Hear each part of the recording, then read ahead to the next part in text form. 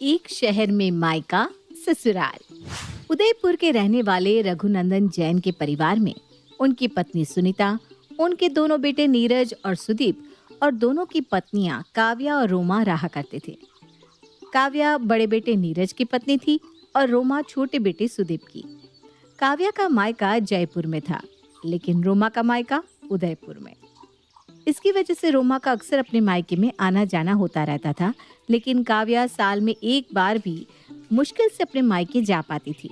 जब भी घर में कोई काम होता, रोमा अपने मायके जाने का बहाना बनाकर घर से निकल जाती थी और सारा का सारा काम काव्या को करना पड़ता था। इसकी वजह से काव्या और सुनीता दोनों ही बहुत परेशान थे।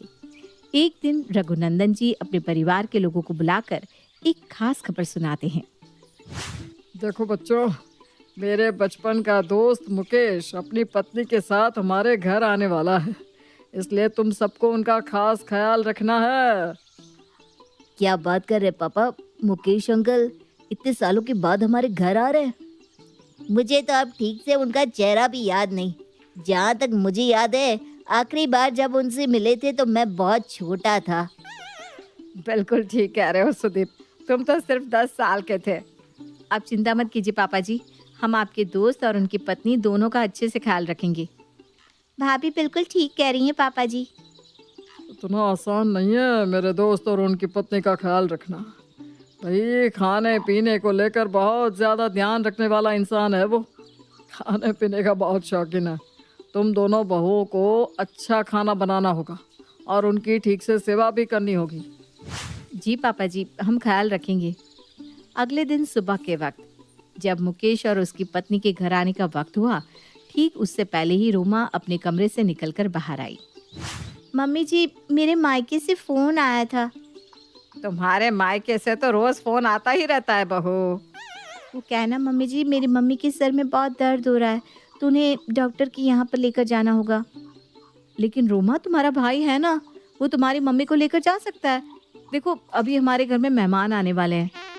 अरे भाभी, अगर बिना जाए बात बन जाती तो मैं खुद ही नहीं जाती, लेकिन देखो ना, मुझे जाना तो पड़ेगा ही। और इतना कहकर रोमा अपने मायके चली जाती है और काम की सारी जिम्मेदारी काव्या के सर पर आ जाती है। ये रोमा बहू भी ना हर बार ऐसा ही करती है। कोई बात नहीं मम्मी जी। रोमा 2 दिन तक अपने मायके से ससुराल आती ही नहीं और रघुनंदन जी के मेहमानों का पूरा स्वागत काव्या को अकेले ही करना पड़ता है। कुछ दिनों के बाद, मम्मी, मैं सोच रहा था कि घर को पेंट करवा लेते हैं। देखिए ना कितना खराब हो रखा है। हाँ भैया, ठीक कहते हैं आप। लेकिन बेटा, घर के पेंट में तो बहुत काम फैलेगा। कुछ दिन तो काम होगा ही ना, और कभी ना कभी तो पेंट करवाना ही पड़ेगा। मम्मी जी ठीक कह रहे हैं। पापा जी, जब भी पेंट होगा तब काम तो फैलेगा ही ना, हम सब लोग मिलकर कर लेंगे। लेकिन इन दिनों मेरे ऑफिस में बहुत काम है, आप लोगों को ही संभालना होगा। भैया आप चिंता मत कीजिए, मैं 1-2 दिन की छुट्टी ले लूँगा, ताकि भाभी और रोमा को मदद मिल जाएगी। अगर ऐसी बात है तो ठीक है, घर के पेंट का काम शुरू कर देते हैं। और अगले दिन से घर में पेंट करने के लिए पेंटर आ जाते हैं। लेकिन ये देखते ही रोमा को एक नया बहाना याद आ जाता है। मम्मी जी, मुझे ना अपने मायके जाना होगा।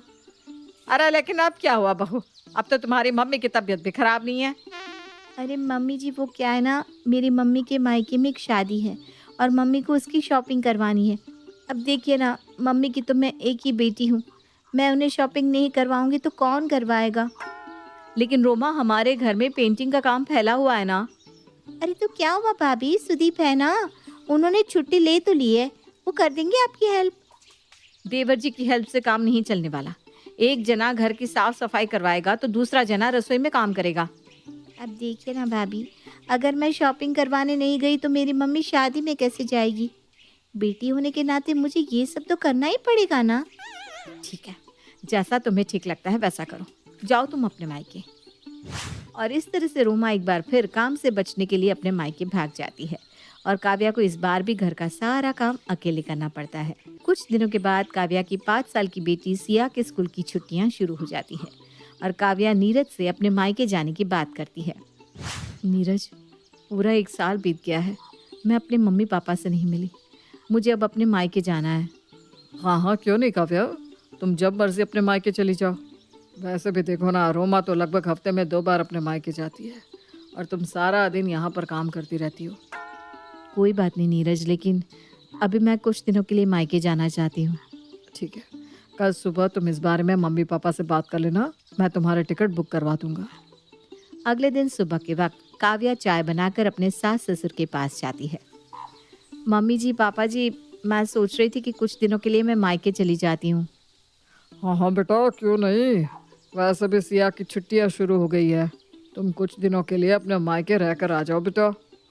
लेकिन मम्मी जी, इन दिनों आपकी तबीयत ठीक नहीं है, मैं जाऊँ क्या अपने मायके? अरे कोई बात नहीं बेटा, रोमा है ना, तुम नहीं होगे तो वो अपने आप घर का सारा काम करेगी।